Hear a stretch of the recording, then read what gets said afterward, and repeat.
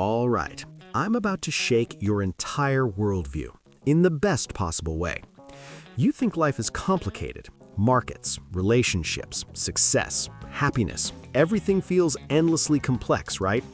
Wrong. Life is absurdly simple. We just dislike simple answers. Think about it. Every self-help book is hundreds of pages that boil down to eat less, move more. Relationship advice?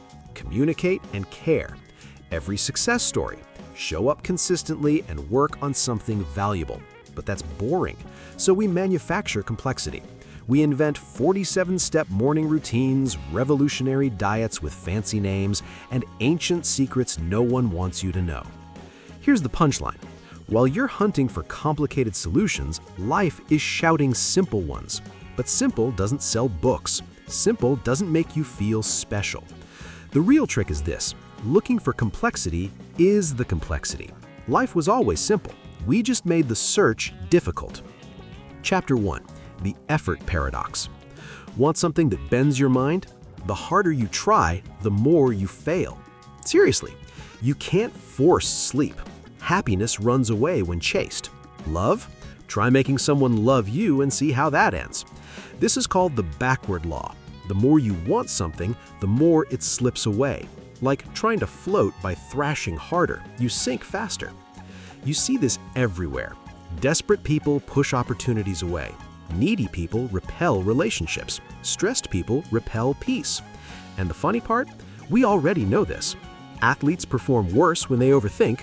Artists lose creativity when they force it. Yet what do? Try harder. So what actually works? Effort without attachment. Action without desperation. Do the work, but don't strangle the outcome. Life rewards the relaxed, not the lazy, the relaxed. Big difference. Chapter 2. The control paradox. Life's cruel joke is that the more you try to control everything, the less control you actually have. Plan every minute, organize every detail, predict every outcome, and life still throws a curveball. We're all control freaks pretending we're not. Control is like holding water in your hands. Grip tighter and it slips away faster. The ancient Stoics figured this out centuries ago. You control only two things, your actions and your reactions. Everything else belongs to life. Focus on your circle of influence, not your circle of concern. You can't control traffic, but you can control when you leave. You can't control others' opinions, but you can control becoming someone worth respecting. Stop trying to be life's CEO. You're more like a surfer. Master the ride, not the ocean. Chapter 3. Your brain's secret night shift. While you sleep, your brain runs a full cleanup crew. Scientists discovered it has its own waste removal system. During deep sleep, fluid washes through brain tissue, clearing toxins built up during the day. It's like a dishwasher for your thoughts. Even wilder, your brain actually shrinks during sleep to make room for this process. Cells contract, channels open, and the cleaning begins.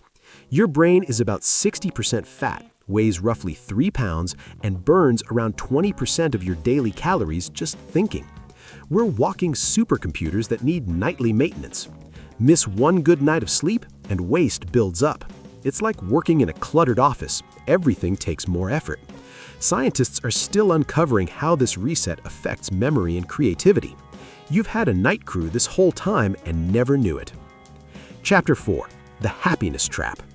Happiness is the only goal that runs away when chased. It's like a cat. Ignore it and it jumps into your lap. We chase the perfect job, relationship, or body, thinking, then I'll be happy. But neuroscience shows your brain has a happiness set point. Win the lottery or face disaster, and within months, you drift back to baseline. This is the hedonic treadmill. Happiness isn't a destination, it's a side effect. It comes from progress, not achievement, connection, not possessions, giving, not getting. Stop chasing happiness directly. Focus on meaning, growth, and contribution. Do things that matter, and happiness shows up uninvited. The paradox? The less you need happiness, the more it appears. Chapter 5. Your biased brain. Your brain isn't a truth-seeking machine. It's a pattern-matching machine that thinks it's objective. Confirmation bias makes you cherry-pick evidence. The halo effect makes attractive people seem smarter. Loss aversion makes losing $100 hurt more than gaining $100 feels good. You judge others by actions and yourself by intentions. You remember wins and forget failures. You think you're above average at almost everything, illusory superiority.